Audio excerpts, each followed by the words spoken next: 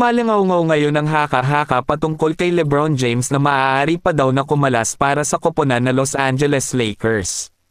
Si LeBron James ay hindi kailanman na-trade pagdating niya sa Lakers, ngunit noong Huwebes siya ay sumailalim sa ilan sa pinakamalakas na tsismis sa kanyang 21 taong NBA career. Sa ngayon, napakakaunting dahilan upang maniwala na ang mga tsismis na iyon na mapupunta pa siya sa ibang koponan. Ang pag-uulat ay hindi nagmula sa isa sa mga batikang NBA newsbreaker at hindi ito nakumpirma ng anumang follow-up na pag-uulat. Pinuna naman ni Rich Paul na matagal ng ahente ni LeBron James na hindi daw maaaring pakawalan si LeBron para sa Lakers. Tila ligtas na ipagpalagay na ang pinakadakilang manlalaro sa kanyang henerasyon ay mananatiling isang Los Angeles Lakers. Samantala may player option si James pagkatapos ng season bilang kasalukuyang itinayo, ang Lakers ay malapit sa pagtatalo na makasungkit ng kampyonato. Samantala maaaring wala silang first round pick ngayong season na gagamitin para makuha si Bronny James na maaaring isang pangangailangan sa pag-secure ng lagda ng kanyang ama sa isang bagong kontrata. Ang kanilang coach ay gumawa ng panimulang starting five na naghatid sa kanila sa Western Conference Finals noong nakaraang season. Malapit na nila noon makuha ang kampyonato ngunit pinigilan sila noon ng Denver Nuggets na pinamumunuan ni Nikola Jokic at Jamal Murray.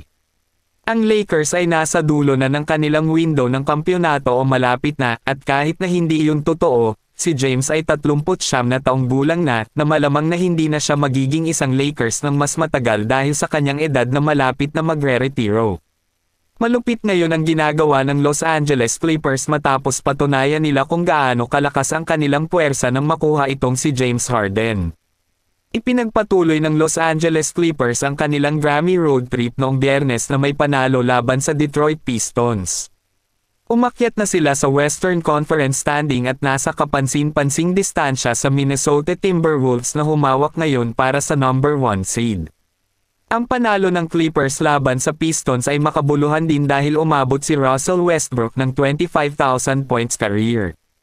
Si Russell Westbrook na ngayon ang number 25 sa all-time scoring list ng NBA na nasa likod ni Jerry West. Ngayong season, ginawang perpekto ni Westbrook ang kanyang tungkulin bilang pinuno ng koponan sa labas ng bench.